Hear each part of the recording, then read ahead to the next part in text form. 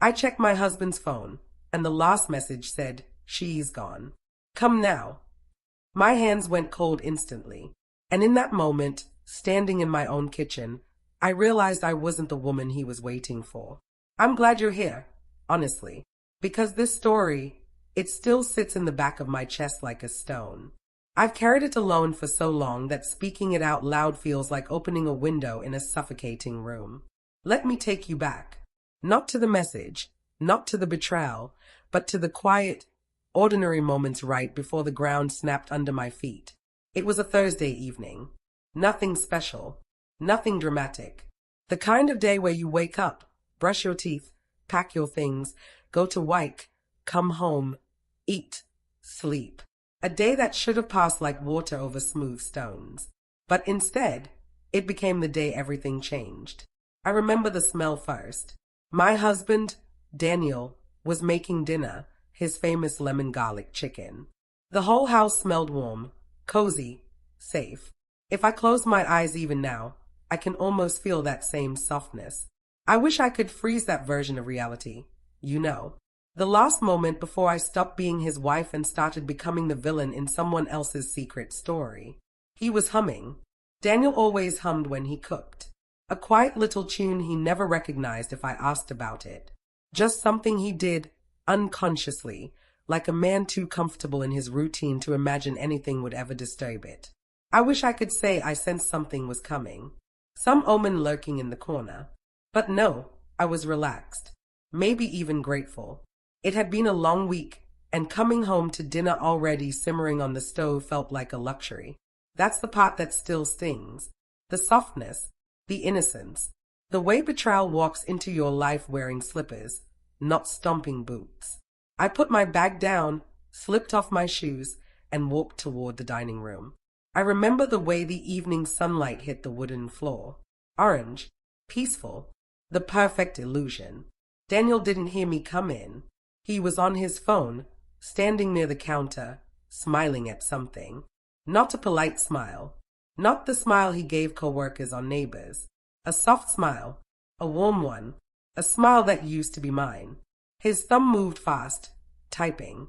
Then he laughed under his breath and shook his head, like someone had just whispered something sweet in his ear.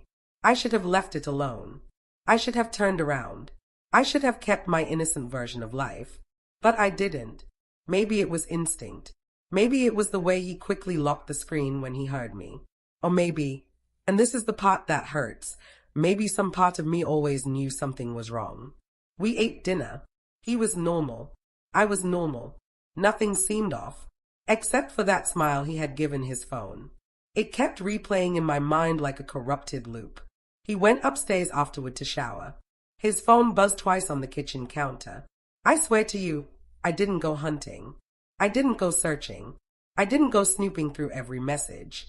I only picked it up because it kept vibrating. That's all. One small decision, one small moment, one small tilt of fate, and everything I knew about my life shattered. The screen lit up. A preview of a message appeared. No name, just a number. It said, "Did she leave yet?" My throat closed for a second, not even because of the words themselves, but because of how casually they were written. Like this was routine. Like this was normal. I clicked the message. My hand was shaking, but I clicked it. Because when something feels wrong, your heart moves before your brain does. The conversation opened. Old messages. New messages. A chain so long I had to scroll. And then I saw it. The last message Daniel had typed, only minutes earlier, right before he heard me walk in. "She's gone. Come now." I stayed at that line so long my eyes stopped blinking. It felt like someone had poured buckets of ice water inside my body. "She's gone. Come now. She's gone. Come now. She's gone. Come now." The words kept hitting me over and over, each time harder, sharper, colder. I didn't cry. I didn't scream. I didn't even breathe. It's strange how the moment your heart breaks, everything inside you goes perfectly still. Like your body can't handle motion and pain at the same time.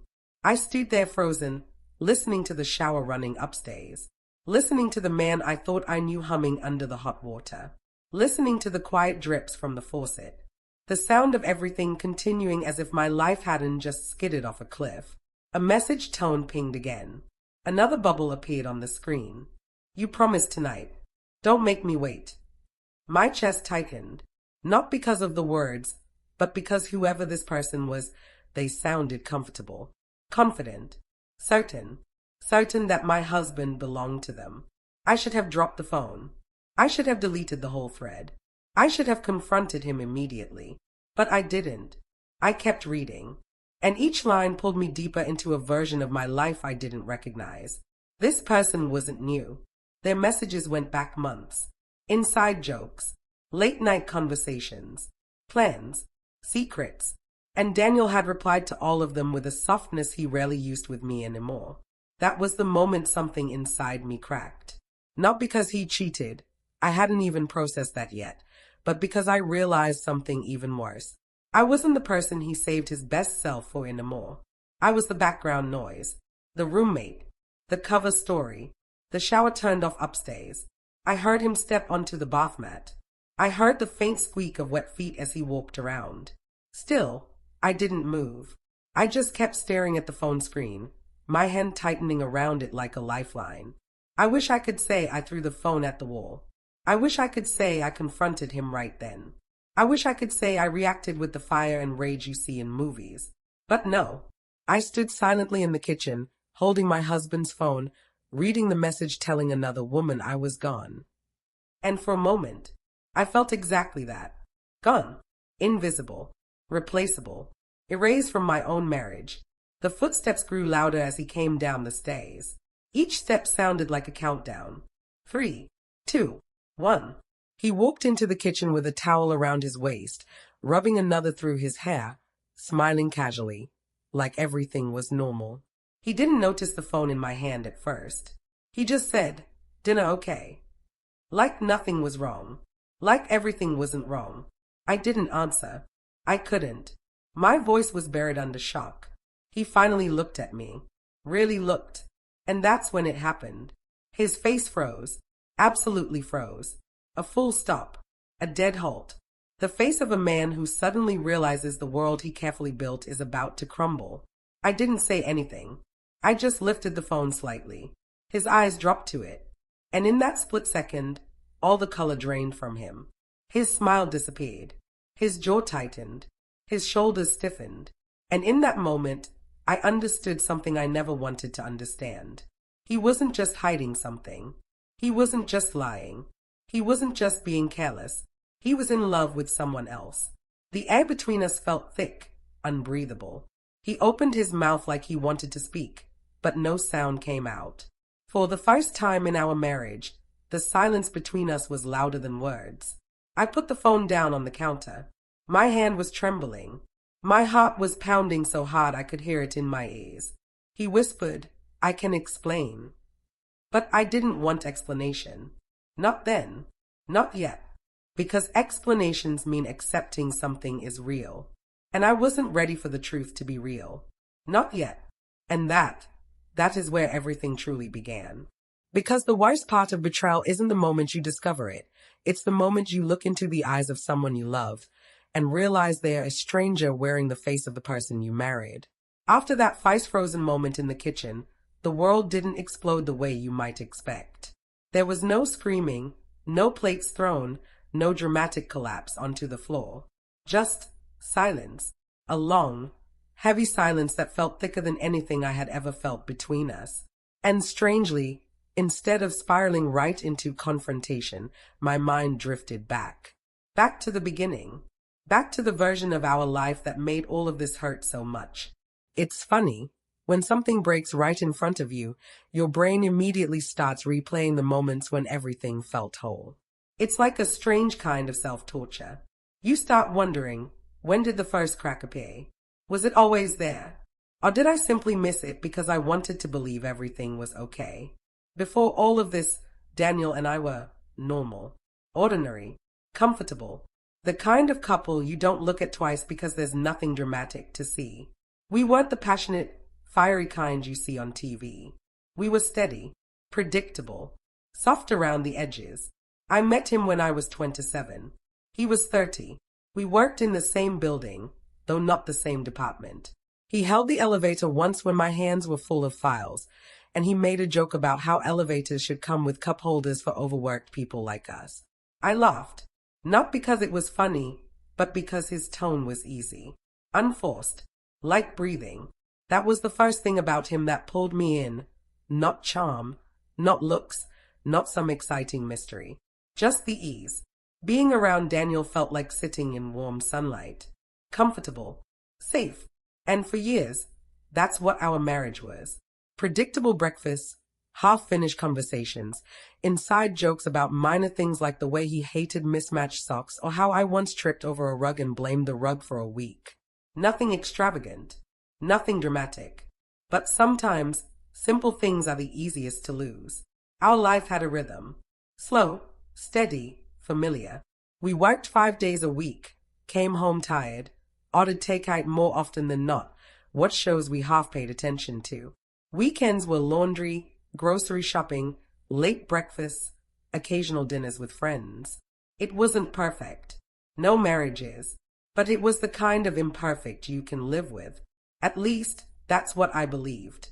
Looking back now, with everything I know, I can't decide if we were genuinely happy or if we were simply comfortable enough not to notice the slow drift between us. Daniel was the quieter one. He wasn't cold, just reserved. His emotions were like a well-guarded book. He didn't shut me out. He just didn't open up as easily as most people do. And maybe that's why I never saw the shift coming. He always seemed stable, predictable. He loved cooking. I loved reading. He hated being late. I was always late. He was patient about my flaws. I was patient about his. We weren't dramatic. We were just us. But little by little, life chipped away at that softness, the way it does for everyone. Work hours increased. We talked less. We texted even less. Nights became quiet routines where we scrolled on our phones until sleep took us. At first, I thought it was normal.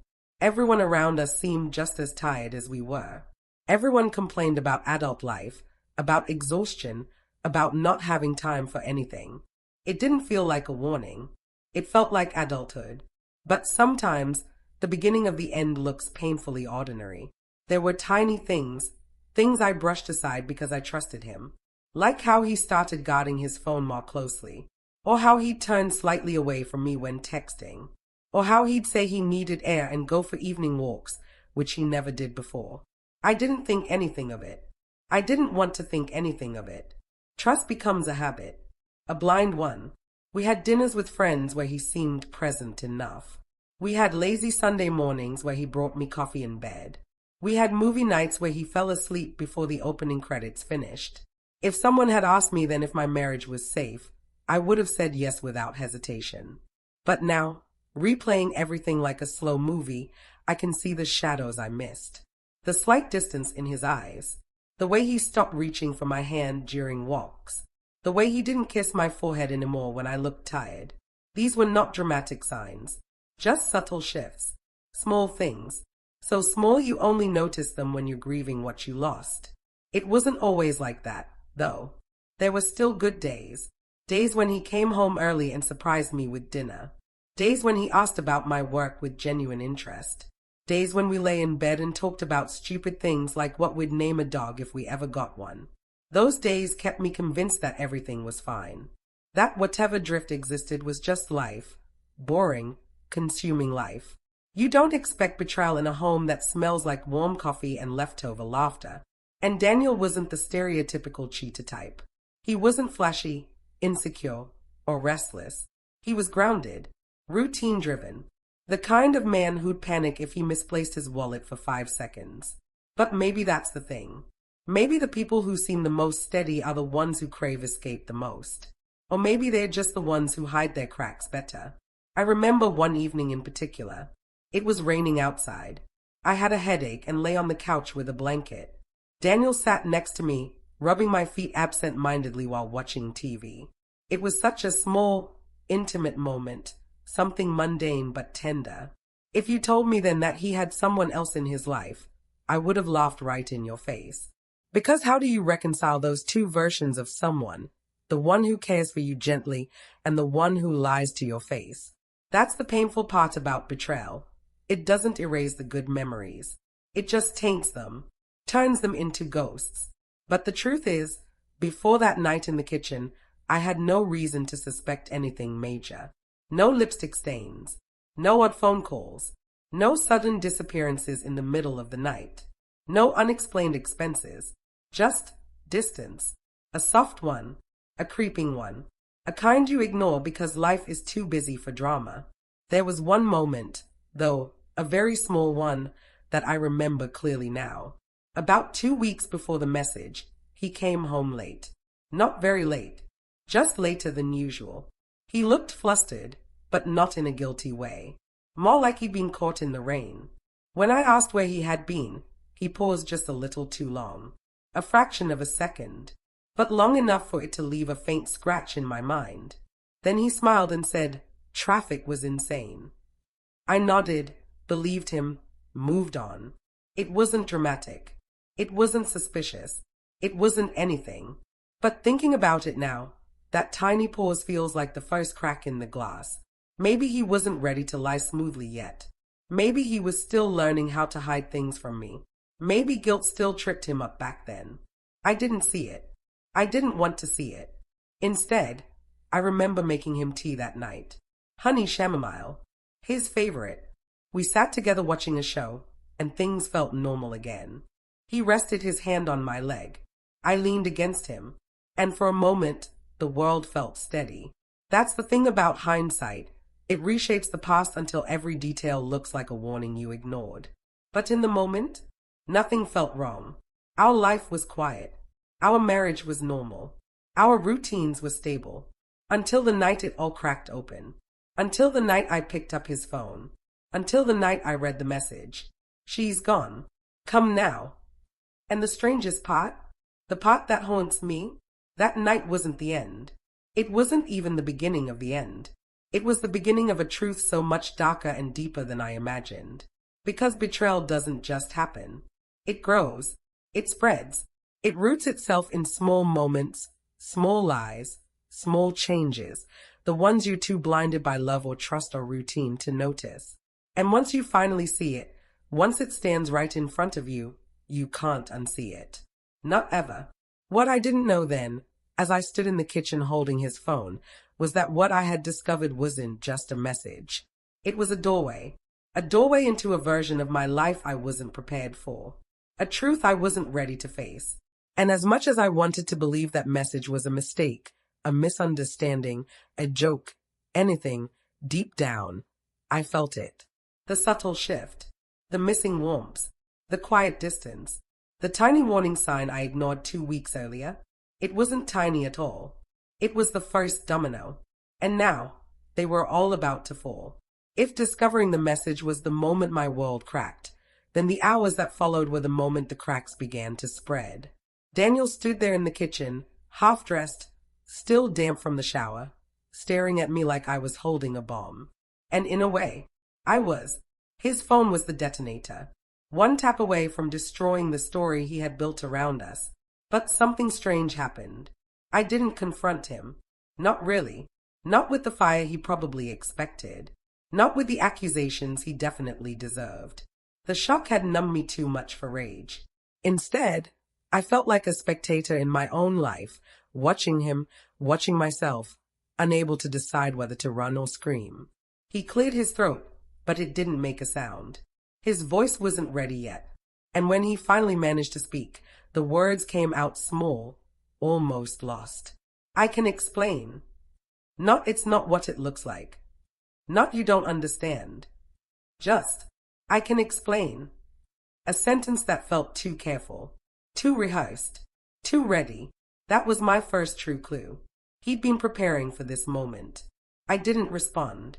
I placed the phone on the counter slowly, like it was fragile, like some part of me expected it to explode. The air grew tight between us, heavy, unbreathable. Daniel stepped closer, hesitated, then stepped back again, like he couldn't decide whether to comfort me or protect himself. "Please," he said quietly, Let me explain. But I still didn't speak. Because I wasn't ready for explanations. I wasn't ready for lies wrapped in soft words. I wasn't ready to hear the voice of the man I loved break itself into excuses. So I did the only thing that made sense in that moment. I walked away. Not dramatically. Not slamming doors. Just quietly, walking up the stairs. Daniel followed me halfway, then stopped. He knew not to push me. Or maybe he just wasn't ready to face what he had done. That night, I slept on the far end of the bed. Not because I wanted to, but because my body physically rejected being close to him. Daniel didn't try to touch me. Didn't try to hold me. Didn't even breathe too loudly. He stayed perfectly still, like a man afraid that one wrong move might send everything crashing down. And yet, he didn't apologize. Not once. That was clue number 2. A subtle one, but sharp enough to lodge itself in my mind. Why wouldn't he apologize? Why wouldn't he panic? Why wouldn't he try harder? Unless this wasn't the first time he had nearly been caught. Unless he had prepared himself for this moment long before it happened. I barely slept. My mind kept replaying those words again and again. She's gone. Come now. By morning, I felt hollow. My stomach ached. My eyes burned. But more than anything, my heart felt bruised, like someone had squeezed it too tightly for too long. Daniel woke before me. Or maybe he never slept. He made coffee. He cooked breakfast. He acted gentle, almost overly gentle, like a man trying to fix a broken vase by standing next to it and hoping it magically repairs itself. But again, no apology. No confession. Just silence wearing the mask of normalcy. And that's when I realized something else. He was waiting. Waiting for me to ask the questions. Waiting for me to confront him. Waiting for me to give him the angle he wanted. Because whoever controls the question controls the story. That was clue number 3. I didn't ask him anything. Not after I woke up. Not during breakfast. Not while he got ready for work. He watched me carefully, like I was a puzzle with a missing piece. And when he finally spoke, his voice was too steady. Are you going to work today? I nodded slowly. Okay, he said quietly. I'll drop you off. Let's talk on the way. There it was, the moment he tried to reclaim control. But I wasn't ready to give him anything. No, I said softly. I'll take my own car. He froze for a second. A tiny flicker in his eyes. Fear? Annoyance? Maybe both. He covered it fast. Too fast. All right, he said. Clue 4. A man hiding something always shows it in micro-expressions. Little slips. Little glitches. I watched him leave the house that morning like I was seeing him for the first time. The way he grabbed his keys. The way he avoided looking at me. The way he hesitated at the door as if expecting me to call him back. When he finally left, closing the door softly behind him, the silence felt different. Not peaceful. Not empty. Just wrong. I stood alone in the kitchen, staring at the spot where he had stood the night before with his towel around his waist, pretending everything was normal. The memory stung. But then something small, something almost insignificant, grabbed my attention. His phone was gone. Of course it was. People take their phones everywhere. But Daniel never took his phone to work. Never. For years, he used his office phone for everything. He left his personal one plugged into the kitchen charger every single day. Always. Without fail. I used to tease him about it. Called him an old man for not keeping it on him like everyone else. He'd laugh and say, I don't need it. Everything important is on my work phone. But today, he took it. That was clue number 5. Subtle. Easy to miss. But glaring once noticed. He wasn't trying to fix anything. He was trying to control what I could see. And that's when suspicion started growing roots. I drove to work, but the whole time my mind kept circling the same questions. Who was she? How long had it been? Where did they meet? What did they talk about? What promises had he made to her? Every junction, every red light, every pause in traffic was another moment for my brain to spin stories I didn't want to imagine. But the truth is, the human mind fills silence with fear. And that morning, my silence was deafening. At work, I tried to function. I tried to focus. I tried to pretend I wasn't unraveling from the inside. But every time my phone buzzed, my heart jumped. Every time I saw a man stare at his screen and smile, I felt sick. Every time someone asked if I was okay, I nodded too quickly. I wasn't okay. Not even close. By lunchtime, the numbness had worn off. Pain had replaced it. A strange, dull ache like someone had placed a heavy brick on my chest. I knew I couldn't go on like this. I needed answers. Not all of them. Just one. So I made a small decision. A quiet one. A decision that didn't feel big at the time. I left work early. When I pulled up to our house, Daniel's car wasn't there. That wasn't unusual. He often came home late. But my heartbeat still spiked. I unlocked the door slowly.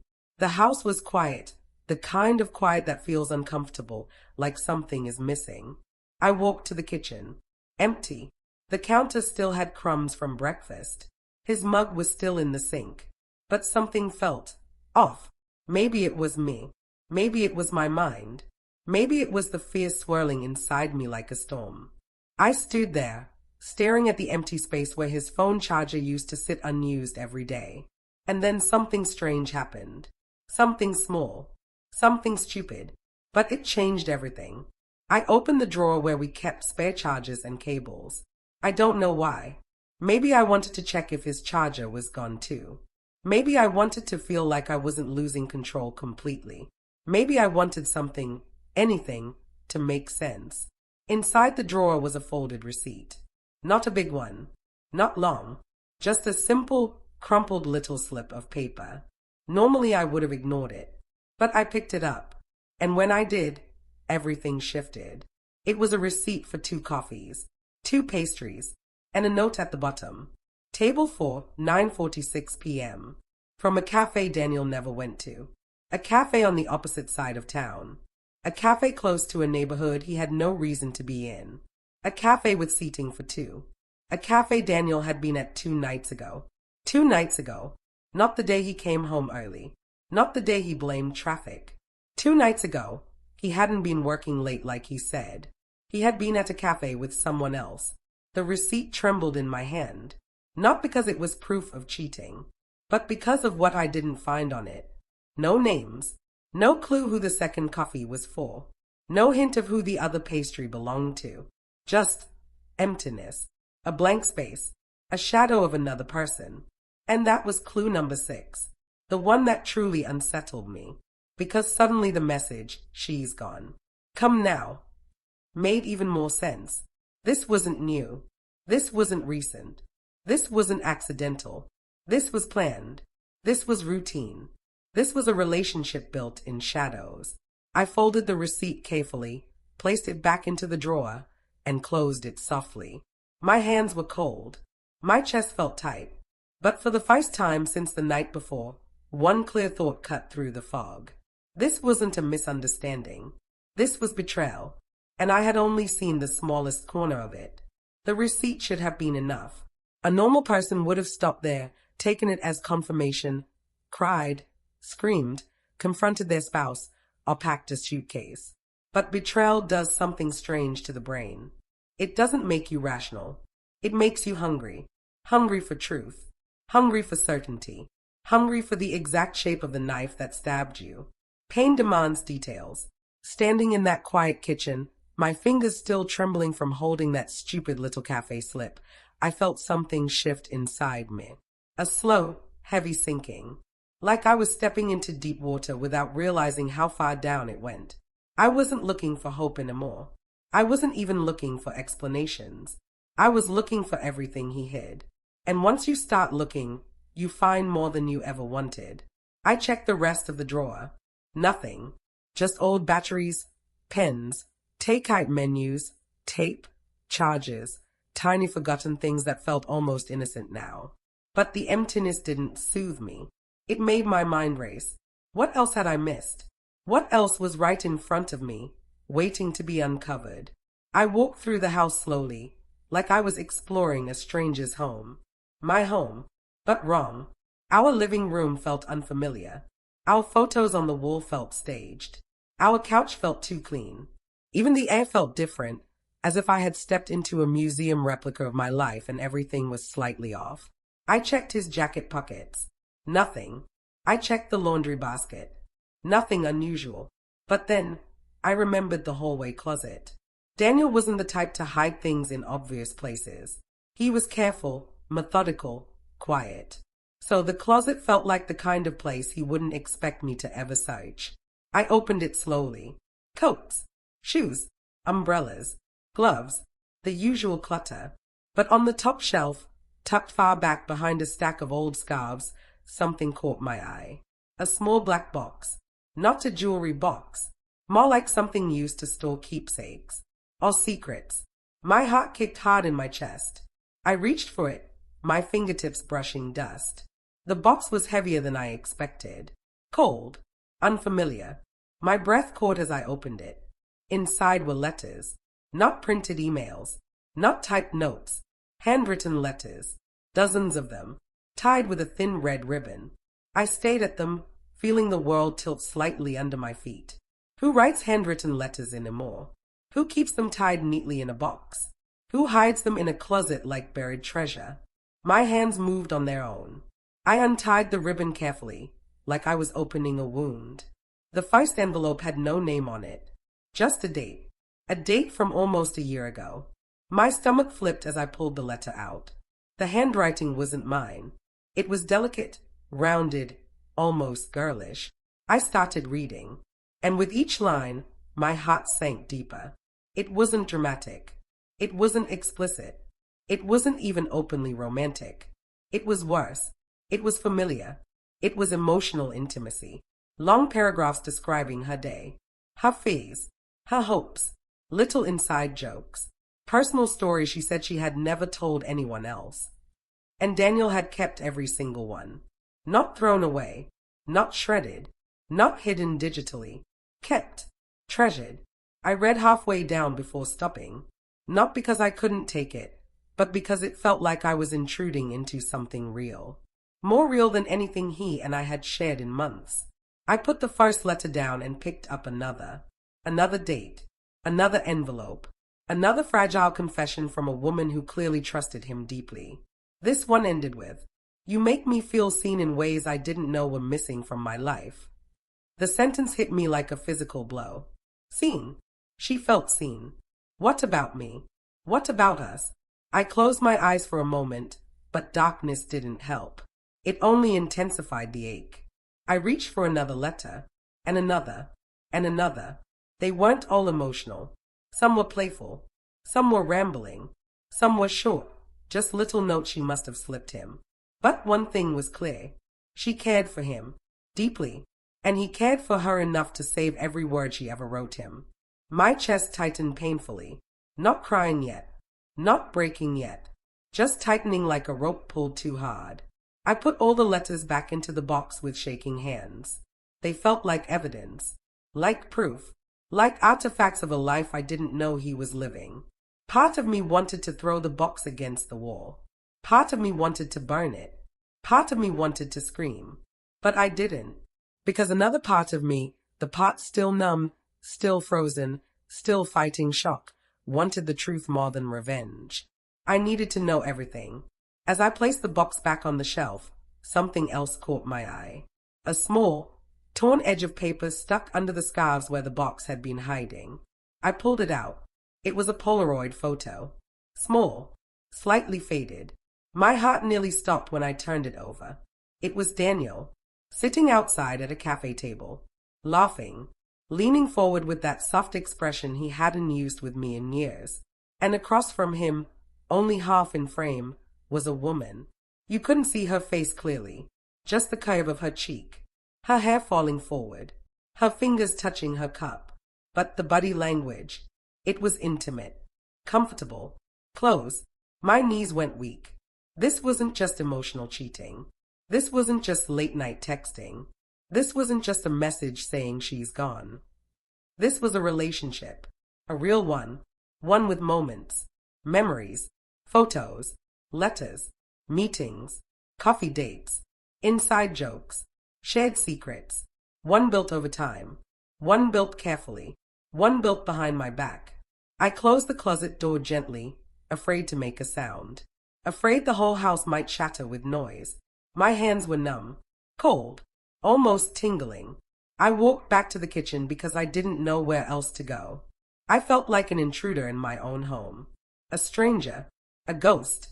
I sat on the floor next to the counter and pulled my knees up to my chest. The tiles felt cold beneath me, grounding me just enough to stop myself from coming apart.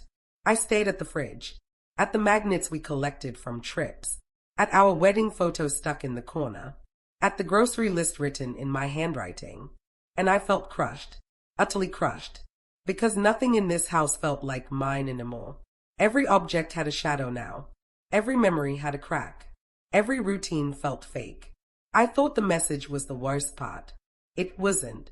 The worst part was realizing he had built an entire world that didn't include me. I don't know how long I sat there. Minutes. Hours. Time blurred. But eventually, my breathing changed. Not calmer. Not clearer. Just different. My shock was shifting, turning into something deeper, heavier. A strange mixture of heartbreak and anger and disbelief and nausea. And then, very slowly, something else rose to the surface. Curiosity. Not healthy curiosity. Not gentle curiosity. A dark, painful curiosity that came from wanting to understand the exact shape of the betrayal. Who was she? What was her name? How long had it been? What promises did he make? What lies did he tell? How deeply was he entangled? And the question that hurt the most, was he going to leave me for her? Or worse, had he already been planning to? The weight of that thought crushed the remaining air out of me. I stood up slowly, holding onto the counter for balance. My legs felt weak, but my mind was sharpening. I wasn't done. Not yet. The letters were one piece of the truth. The cafe receipt was another. The message was another. But there was more. I could feel it. Daniel was too careful, too quiet, too methodical. His secrets wouldn't be in obvious places. I checked the nightstand next. His drawer was normally empty except for a book or two, maybe his glasses. But now, there was something else. A small notebook. Black. Plain. Unmarked.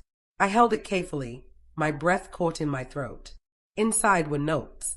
Lots of them. Meeting times. Locations. Initials. Short sentences. Reminders. Some pages had hearts drawn next to the entries. Not big ones. Small. Almost shy-looking. But enough to send a sharp pain through my chest. I flipped through page after page, my heart beat loud in my ears. Each page was another tiny dagger. Thursday, same cafe. Monday, she cried today, remember her favorite tea, pick up book she mentioned, don't forget. Promise Friday night. Promise. Promise. That word felt like poison. He had promised her something. Many things. But what? My hands trembled as I reached the last page. And that's when I found it. A page torn out. Only the ragged edge remained. The last full entry before it read, next week, important. Don't mess this up. Next week, important. A warning? A plan? A date? My stomach twisted painfully. I put the notebook down, my heart racing uncontrollably now. Because this wasn't just cheating. This was preparation. Something was coming. Something big. Something he hadn't told me. And I wasn't ready for any of it. But the truth was clear now. I hadn't just lost my husband emotionally. I was losing my marriage entirely. Piece by piece. Clue by clue. Discovery by discovery. And I had no idea what the final blow would be. But it was coming. I could feel it like a storm in the air. The notebook changed everything. Up until that point, I had been drowning, dragged under by shock, heartbreak, panic, and humiliation. But after reading his neat little notes, seeing hearts and promises and planned meetings, something inside me hardened. Not instantly, not like a snap, more like slow freezing, 1 degree at a time. By the time I put the notebook down, my tears had dried without me noticing.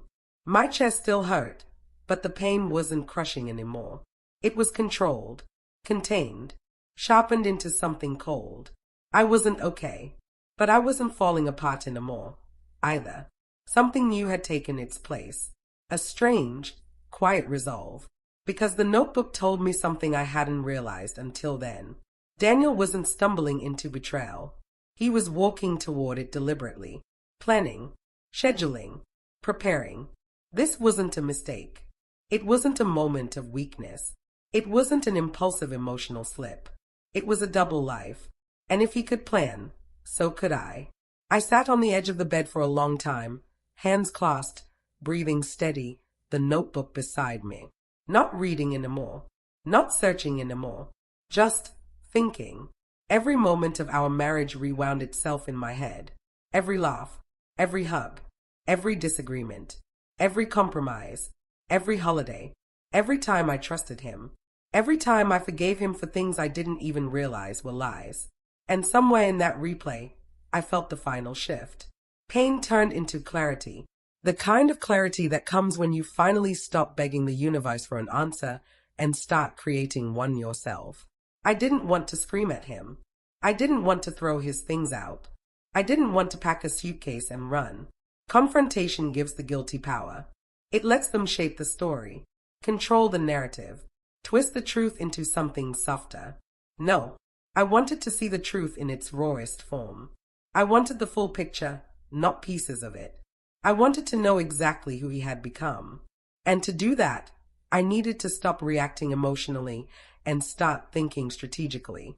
The first step was simple. Know where he was. Know who she was. Know how long it had been. The letters had no names. The notebook had only initials. The messages on his phone had no saved contact. But the cafe receipt, the one from 2 nights ago, had something I hadn't noticed before. A small scribble on the back. Just 2 letters. RM. My pulse kicked hard. Was that her? How initials? His note to himself? I didn't know. But it was something. A starting point in a maze I didn't realize I was walking through. I grabbed my own phone, not to call him, not to confront, but to dig. The cafe had an Instagram page. I clicked through their tagged photos, their location tags, their highlights. But nothing. No hints. No familiar faces. Still, the receipt told me something important. They met publicly, comfortably, boldly, which meant this relationship wasn't new. And it wasn't something he feared being seen with. That realization didn't hurt me. Not anymore. It fueled me. If he was comfortable moving in the open, I could follow. I placed the receipt next to the notebook. Then I retrieved the letters again, spreading them across the bed in chronological order. The handwriting changed slightly over time. Not dramatically, but enough for me to notice confidence growing in the loops and lines. High tone shifted too, from formal to playful to intimate to deeply emotional. 2 letters mentioned meeting soon. One said, I loved last Tuesday. Another said, I needed yesterday more than I can admit. My chest tightened as I examined the dates. There was a pattern. Every Tuesday, every Thursday, every other Friday. And the notebook. His entries matched those days. Meetings, coffee, walks, dinner. My hands didn't shake this time. I wasn't breaking anymore. I was mapping, calculating, understanding. Because the more truth I uncovered, the clearer my next steps became. Emotionally, I felt strange. Not numb, not angry, just steady. Like my body understood that if I let myself feel too much, I'd drown again. So it protected me with stillness. But the revenge tone was swelling under that stillness. Quiet, controlled, not explosive. A slow, rising tide. Not for destruction. Not yet. But for exposure. Because the truth wasn't going to be a conversation. It was going to be a revelation. One he couldn't twist or rewrite. One he couldn't escape from. One he couldn't apologize his way out of. He had taken his phone, yes, but he didn't know I had the letters. He didn't know I found the notebook. He didn't know I saw the Polaroid. He didn't know I was ahead of him now. And that knowledge, that leverage, was the beginning of my power. Planning needed calmness, a clear mind, so I forced myself to breathe long, slow breaths, in through the nose, out through the mouth, not to soothe myself, but to steady the strategy forming in my head. I needed to see them. Together. Not through messages. Not through receipts. Not through letters. In person. Face to face. I needed to understand her place in his life. Not because I wanted to compare myself to her. Not because I wanted to ask why her and not me. But because information is power. And I needed power now more than anything. If he had spent months building a secret relationship, then I would spend days unraveling it, thread by thread. Without shouting. Without crying. Without warning. Quiet revenge is the strongest kind. I checked the clock. It was still early afternoon. Plenty of time before he came home. I pulled out his last noted meeting from the notebook. Thursday, 6 p.m. Today was Thursday. My breath hitched slightly, but I didn't panic. I let the cold determination hold me steady. If the pattern held, he would see her tonight. I didn't know where. The cafe? Somewhere else. Maybe the place behind the torn-out notebook page. But I knew the time. 6 p.m. That was enough. I would follow him. Not because I didn't trust the letters or the receipt or the messages, but because I needed the truth to stand in front of me, alive, undeniable, complete, before I decided what came next. Not for him. For me. To reclaim something I didn't realize I had lost. My voice. My agency. My identity. As the plan formed, emotion washed over me again. Not heartbreak this time, but grief. Grief for the woman I was yesterday. Grief for the marriage I believed in. Grief for the years that stretched behind me like a field of memories now trampled and unrecognizable. I allowed myself a quiet cry. Not loud. Not messy. Not spiraling. Just tears sliding down my face in absolute silence. Because letting them fall made space for something else. Strength. The kind that doesn't shout or rage or shatter. The kind that stands up quietly after being broken. The kind that looks betrayal in the eye and says, "You don't get to define me." I wiped my face, stood up, gathered everything, letters, notebook, the receipt, placed them neatly in a folder, not to confront him with, not yet, to remind myself later, if I ever doubted my decision, that I didn't make it based on a misunderstanding, that the truth was real, that the betrayal was deep, that I had proof carved into paper by his own hands and hers. At around 5:15, my pulse began to pick up. Not fear, anticipation. My plan was simple. Follow his car. Stay far enough not to be noticed. See where he goes. See who he meets. See the truth with my own eyes. I changed clothes. Nothing dramatic. Just something casual, neutral, easy to blend in. Then I sat on the couch, folder beside me, keys in hand. And I waited. The house was silent. The air heavy. My thoughts focused. Every second felt like a countdown. Not to confrontation. Not to a fight. But to clarity. To truth. To the moment my pain would transform into something else entirely. Because after you see the truth, you can't unsee it. And after you see the person they become without you, you finally see who you need to become for yourself. At exactly 5:48 p.m., Daniel's headlights swept across the driveway as he pulled in. Right on time. He always showered and changed before going anywhere else. It was his habit. Which meant, if he had plans tonight, if today was one of their meeting days, I would know within minutes. My heartbeat steadied. Cold. Controlled. Waiting. Because I wasn't trailing behind him emotionally anymore. I was watching him from ahead. And I was ready. More ready than he would ever expect. This was no longer his story. It was mine. Daniel came home at 5:48 p.m. He walked in quietly, dropped his keys gently, didn't call my name. He always called my name. That was the first sign. He walked upstairs. Fast. Focused. Too focused. I stayed on the couch, still as stone, listening to every movement. Shower on. Water running. Drawer opening. Closet sliding. Hangers moving. He was getting ready. Not for me. Not for home. For her. My chest tightened, but my mind stayed cold. Steady. Ready. At 6:03 p.m., the shower turned off. At 6:06, he came downstairs, hair damp, clean shirt, cologne he never wore around the house anymore. Another sign. He didn't even look at me. Didn't meet my eyes. Just said, "I'll be back later. Need to take care of something." Something. Not someone. Lie covered in one word. I nodded. No emotion. No challenge. Just calm acceptance. He seemed relieved. Too relieved. He grabbed his keys. Opened the door. Left. The moment the door clicked shut, I stood up. Fast. Focused. I was already moving before the sound faded. Keys in hand. Phone in pocket. Folder tucked into my bag. No hesitation. This was the moment I had been waiting for. His car reversed slowly down the driveway. I waited 3 seconds, just enough distance, before slipping out the door and into my own car. I kept the lights off. Engine quiet. Windows low. He turned left. I turned left. 2 cars between us. Perfect gap. He drove normally. No rush. No nerves. He had done this before.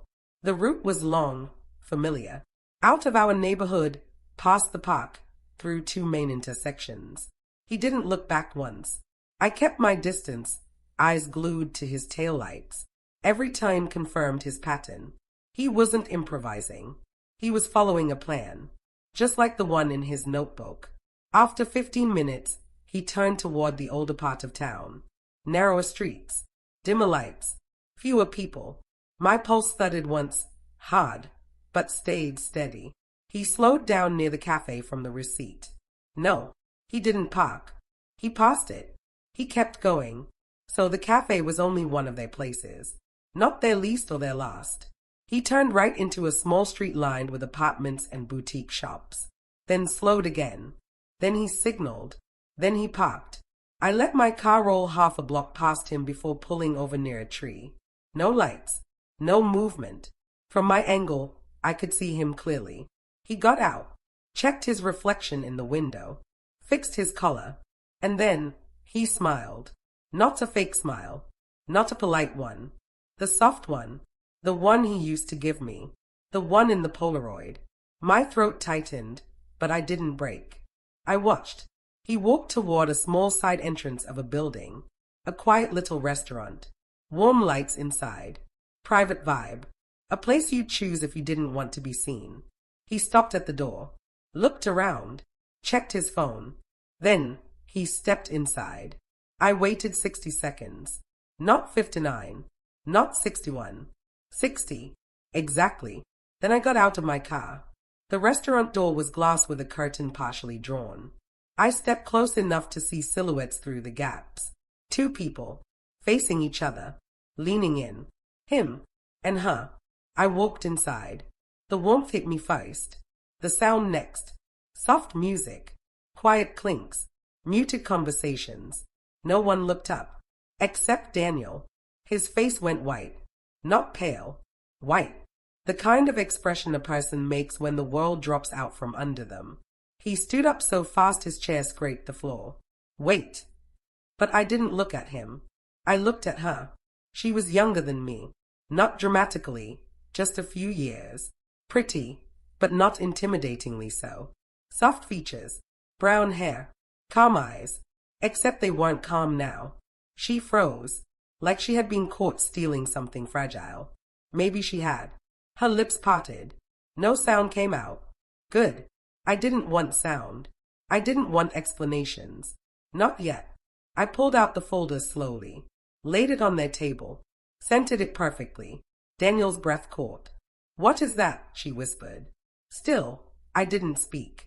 I opened the folder, spread the contents, the letters, the cafe receipt, the notebook, the Polaroid, one by one. The truth lay bare. Her face drained of color. Daniel's hands shook visibly. I still didn't say a word. Silence was louder. His mouth opened like he wanted to defend himself, or explain, or lie. "Please," he tried. I held up my hand. He stopped. He actually stopped. His eyes begged me not to continue, to keep this private, to talk outside, to spay him. But he hadn't spayed me. Not once. Not for months. I finally spoke. My voice was low, controlled, unshakable. "I came to see the truth. Now I've seen it." He swallowed hard. Twice. His throat worked like he couldn't breathe. You don't understand, he whispered. I understand enough. The woman, she gathered her courage. Did you follow him? She asked, voice trembling. Yes. Daniel's hands clenched. You shouldn't have. Stop. He did. Every lie you told, I said softly. You told because you assumed I'd never see this moment. His face twisted, not in anger, but in recognition. He knew that was true. I turned to her. How long? Her eyes darted to Daniel, then back to me. Her voice cracked. A year. A year. 12 months. 52 weeks. Hundreds of days. Thousands of minutes. All while sharing a home with me. I didn't flinch. I didn't gasp. My body stayed still. Was he going to leave me? I asked quietly. Daniel stepped forward. No, I wasn't. I asked her. He froze. Her eyes filled with tears. He said he wasn't sure yet. Not sure. Not sure. My vision blurred for a moment, but I blinked it away. Thank you, I said. To her, not him, because at least she told me the truth. Daniel reached toward me. I stepped back. He froze again. His voice cracked. Let's go home. We can talk. Please. No. He swallowed hard.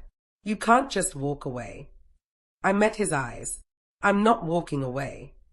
My voice sharpened, cutting clean. You already did. His mouth opened, closed, opened again. Nothing came out. The woman stared at him then, realization hitting her like a slap. You told me you weren't happy, she said. Daniel whipped toward her. That's not. You told me she didn't understand you. That's I didn't. You told me I was the only one who made you feel alive. He shut his eyes, shoulders sinking, defeated. Caught between the two lives, he built like a fool who believed walls wouldn't collapse. I picked up the folder, closed it neatly. Daniel looked desperate now. Lost. I made mistakes, he pleaded. You can't end a marriage like this. I stepped closer. Just one step. Enough for him to feel the shift in my energy. He flinched. I'm not ending the marriage here, I said quietly. Relief washed over his face. Too soon. I'm ending it at home. With dignity. Without an audience. His relief died instantly, replaced with dread. I leaned in just enough for only him to hear the next line. You wanted someone to chase? Someone to impress? Someone new? Go home with her. I'll sign the papers. He staggered backward, like the air had been punched out of him. I didn't wait for his response. I turned, walked past the tables, past the lights, past the door, out into the night air. The cold hit me. Sharp. Clean. I didn't look back. Not once. Because the truth was this. The moment I saw them together, the moment I laid the evidence on the table, the moment I watched his lies crumble, that was the moment my freedom began. When I stepped out of that restaurant, the cold night air felt like a wall. Not painful, just solid. Real. More real than anything I'd felt in weeks. It was strange how the world outside hadn't changed at all, while everything inside me had shifted so drastically. My hands were steady, my breath calm, my heartbeat quiet. It wasn't numbness anymore. It was clarity. A deep, tired kind of clarity that settles in after a long storm, when you finally realize the thunder has run out of energy. I walked back to my car in a slow, even pace. Not shaking, not crying, not unraveling, just moving. The city lights flickered over the windshield as I sat down. I rested both hands on the steering wheel and closed my eyes for a long moment. It was done.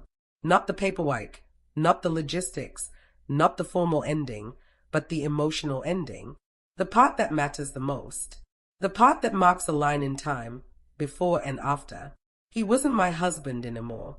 Maybe by law, yes, but not by heart, not by truth, not by the quiet, painful reality I finally faced. I started the car. The engine hummed softly, steady and familiar. I pulled onto the road with a strange sense of relief, not joy, not triumph, not victory. Just relief. like finally setting down a weight I didn't know I had been carrying for too long. The drive home felt longer than usual.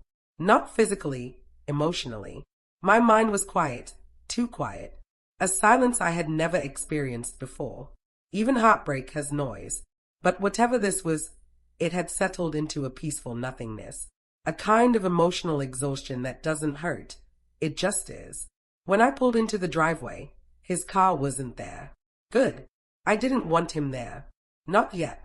I didn't want the pleading, the excuses, the half-truths, the desperation. I needed space. The kind of space people don't ask for, but simply take because their sanity depends on it. Inside the house, the first thing I noticed was how normal everything looked. Our couch, our kitchen counter, our hallway light still on. Our home exactly the way it had been that morning. That normalcy hurt more than anything else. Because I was different, and the house didn't know. I placed the folder, letters, notebook, receipt on the dining table. Then I sat down and let out a long breath. Not a sigh, not a sob, just breath. A simple, human breath that reminds you you're alive even when you feel emptied out. After a while, I stood up and went upstairs. I didn't know what I was looking for. I wasn't packing. I wasn't destroying anything. I wasn't searching for more clues. I just moved, room to room, slow, observant, quiet. You learn a lot about your life when you walk through your home after betrayal. You see it differently. The bed where you slept next to someone who wasn't really yours anymore. The books he pretended to love because I did. The framed photos of memories that now feel like stage versions of a life that never truly existed. And yet, despite all that, I didn't feel hatred. I didn't feel rage. I didn't feel desire to hurt him back. What I felt was grief. Not violent, choking grief. Soft grief. Tired grief. A grief that feels like a quiet fog settling on your skin. Because I had lost something, not him, but the version of myself I was with him. The trusting version. The softer version. The version that believed love was simple and safe. I sat on the edge of our bed. My bed. His bed. Our bed. And for the first time, I cried. Not loudly. Not messily. Just tears sliding down my cheeks in slow, steady lines. A private kind of sadness. A sadness without panic. A sadness that belonged only to me. I let myself feel it. Every bit of it. Because you can't rebuild until you mourn what you've lost. Even if what you lost was already breaking long before you noticed. I don't know how long I sat there. Maybe 10 minutes. Maybe an hour. Time didn't matter. Eventually, my breathing evened out again. My tears stopped on their own. My hands stopped trembling. I got up, walked to the bathroom, washed my face. The woman in the mirror looked tired, deeply tired, but stronger than she had ever looked before. Her eyes were red, but steady. Her shoulders slumped, but not defeated. Her heart bruised, but still beating. That version of me. I could work with her. I could rebuild her. I could trust her. She wasn't the woman who ignored warning signs. She wasn't the woman waiting for affection. She wasn't the woman begging for answers. She was the woman who got her own answers. The woman who followed truth to its end. The woman who stood up and walked away from humiliation. The woman who saw the full picture and didn't shatter. She was mine now. Daniel came home later that night. I heard the door open quietly. Too quietly. As if he was sneaking into his own house. Footsteps. Slow. Cautious. Uncertain. He walked into the living room. Then he saw the folder on the table. I didn't go downstairs. I didn't need to. I heard everything without being in the room. The sound of the folder being opened. Pages shifting. A chair scraping as he sat today. A sharp, shaky inhale as he saw the Polaroid again. A soft, broken exhale when he reached the torn notebook page. Then silence. Long silence. Heavy silence. I stayed upstairs and let him sit with the truth he had created. Let him sit with the wreckage of his own choices. Let him sit in the space I no longer needed to fill. He didn't call my name. Not once. Maybe he was afraid. Maybe he was ashamed. Maybe he already knew there was nothing left to say. After a while, longer than I expected, the stays creaked. He was coming up. His footsteps stopped outside the bedroom door. A soft knock. "Can I come in?" His voice didn't sound like his. It was small, fragile, almost childlike. I didn't answer right away. When I finally did, my voice was calm. "Yes." He opened the door slowly. His eyes were swollen and red, his face pale, his shoulders slumped like a man carrying a weight he finally realized belonged to him. He stood there silently, waiting. I didn't tell him to sit. I didn't invite him closer. We weren't equals in that moment. He swallowed hard. "I'm sorry," he whispered. I nodded, not forgiving, not accepting, just acknowledging the words existed. He continued. "I messed up. I didn't know how to stop. I kept trying to figure out what I wanted and—" I held up my hand. He stopped immediately. "Daniel," I said softly, "I don't need you to explain. I've seen everything I need to see." His eyes filled with tears. "So that's it," he whispered. "No," I said gently. "It's not it. Not yet. We still have to separate our lives, our things, our home. There are decisions to make, conversations to have. But the marriage, yes, it's over." He broke. His shoulders shook. His breath hitched. His face crumpled. He looked like a man who finally realized he had set his own house on fire. He whispered, "I didn't want to lose you." "But you chose to," I replied quietly. "Every day for a year." He covered his face with his hands, and for the first time in a long time, I felt nothing. Not triumph, not satisfaction, not vengeance, just release.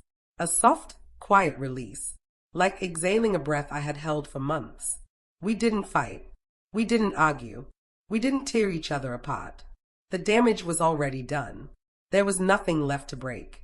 He left the room eventually, not slamming the door, not storming off, just walking away. Slow, quiet, defeated. I stayed sitting on the bed, hands on my lap, breathing steady, and somewhere in that tired stillness, I felt the beginning of peace. Not happiness, not yet, but peace. The kind that comes when you choose yourself after forgetting you existed. The kind that whispers, "You survived this. You will survive the rest." The next morning felt strange. Not painful, not heavy, just different. A quiet kind of difference, like waking up in a familiar room but realizing your perspective has shifted. The sunlight coming through the curtains looked the same, but the world behind it felt new in a way I hadn't experienced in years. I sat up slowly, letting the stillness settle around me. My chest didn't feel as tight as before. My heart didn't thud with panic. Even the echo of last night's confrontation no longer rattled me. Instead, I felt lighter. Not healed, not yet, but lighter in the way you feel after finally admitting something to yourself that you avoided for too long. The truth can hurt you, yes, but it can also free you. I went downstairs quietly. Daniel wasn't there. His keys were gone. His jacket gone. No note. No message. Just absence. It didn't hurt. It didn't soothe me either. It just was. And that was okay. I made myself coffee, taking my time, moving softly. The kitchen felt different now. Not his and mine, just mine. The counter belonged to me. The quiet belonged to me. This morning belonged to me. For the first time in a long time, the house didn't feel like a place where something was wrong. It felt like a place where something was beginning. I sat at the table, hands wrapped around the warm mug, and let my thoughts drift, not backwards, not into the pain, but forward into possibility.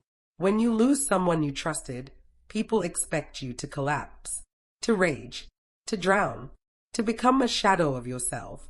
But sometimes, losing someone isn't the end of you. It's the rediscovery of you. That was the lesson slowly forming inside me, steady and clear. The days that followed weren't perfect. There were moments when sadness hit suddenly, like when I opened a drawer and found his old watch, or when I passed the cafe and felt a strange tightening in my chest. But those moments became smaller each time, not because the betrayal hurt less, but because I began returning to myself. Piece by piece, day by day, I cleaned the house, not to erase him, but to make space for myself. I changed the bedsheets, not as an act of anger, but as an act of renewal. I cooked dinner for one and sat at the table peacefully, no tension lingering in the air. I played music I liked, not music he preferred. I lit candles I always thought were too floral because he didn't like them. Suddenly, the smallest things felt like freedom. And every small freedom reminded me that I was still here, still breathing, still learning, still capable of rebuilding. I didn't crumble. I didn't disappear. I adapted. That's the quiet strength heartbreak teaches you. You learn how to live again without needing permission from the person who hurt you. Eventually, Daniel and I spoke. Calmly, rationally, like two people dividing a life they once shared. There were no screaming matches, no dramatic accusations, just the reality of what had happened sitting between us like a quiet witness neither of us could ignore. He said he was sorry, genuinely this time, and I believed he meant it. Not because apologies fix anything, but because remorse was finally settling into his tone in a way it hadn't before. But remorse doesn't erase actions, and sorrow doesn't rebuild trust. So we parted ways, not angrily, not violently, just truthfully, a truth we both finally acknowledged. The marriage was over long before I caught the message. The message only revealed what we were both too afraid to admit. He walked away with his decisions. I walked away with my freedom. And strangely, that balance felt fair. Healing didn't come in a rush. It didn't arrive dramatically. It didn't fix everything in one enlightening moment. Healing arrived slowly, in morning light, in quiet afternoons, in long showers, in clean sheets, in conversations with myself, in understanding that the end of something isn't the end of everything. I started taking evening walks, the kind Daniel used to take, except mine weren't escapes from guilt. They were escapes into clarity. I bought new clothes. I cut my hair. I rearranged the living room. I opened windows more often. And with each tiny change, I felt pieces of myself returning, pieces I hadn't realized were missing. Grief still existed, but it softened. Pain still lingered, but it dulled. The memories were still there, but they stopped stinging. I wasn't moving on, I was moving forward. And there's a difference. Moving on implies forgetting. Moving forward means remembering without hurting. Eventually, I reached that point. People asked if I hated him. I didn't. Hatred requires energy, and I refused to give him any more of mine. People asked if I missed him. Sometimes. You don't stop caring overnight. You don't erase years with a single confrontation. You simply let the attachment fade until it no longer anchors you. People asked if I regretted following him. Never. Because truth is not the enemy.